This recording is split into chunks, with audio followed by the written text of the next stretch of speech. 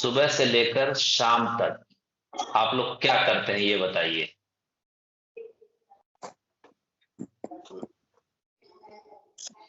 सबकी जी, अपनी मसरूलियात हैं।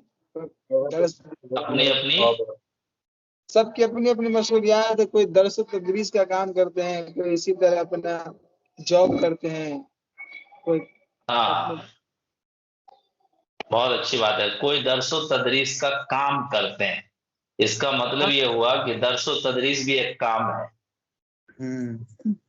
और क्या क्या काम है? जी, किसानी करते हैं हम। हाँ, किसानी का भी एक काम है गोया के हैं। जी।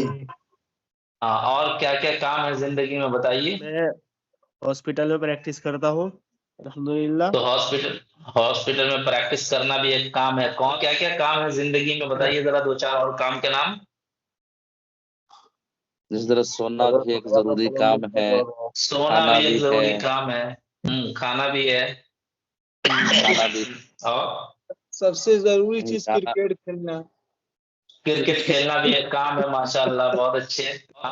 तो अब देखिए, अब सुनिए जरा सा मेरी बात।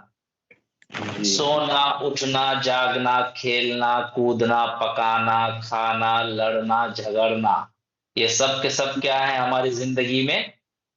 काम। काम है। और काम को जो लफ्ज बताता है, यानी काम का जो भी नाम होता है ना, उसको हम अंग्रेजी में कहते हैं वर्ब। क्या कहते हैं? वर्ब। लेकर शाम तक जो काम भी आप करते हैं, वो सब का सब क्या है? वर्ब है। ठीक है।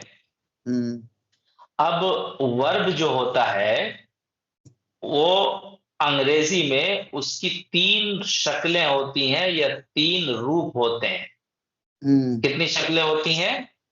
तीन। तीन शक्लें होती हैं, या ये कहिए कि तीन रूप होते हैं। उर्दू में भी ऐसा होता है, अरबी में भी ऐसा होता है। जैसे मिसाल के तौर पे उर्दू में एक लफ्ज है जाना, तो जाना भी एक काम है, वर्ब है। अब जाना से ही एक दूसरा लफ्ज बना, जाओ बना। और जाना से ही एक तीसरा लफ्ज बनता है, गया। मीनिंग सेम है या नहीं है? जी जी। हाँ। तो अब देखिए, उसी तरीके से इसी से एक तीसरा लफ्ज बनता है, जाता। तो एक ही लफ्ज है, और एक ही लफ्ज से अलग अलग अल्फाज बनते हैं। तो इनको हम कहते हैं वर्ब की फॉर्म्स। क्या कहते हैं? वर्ब की फॉर्म। फॉर्म।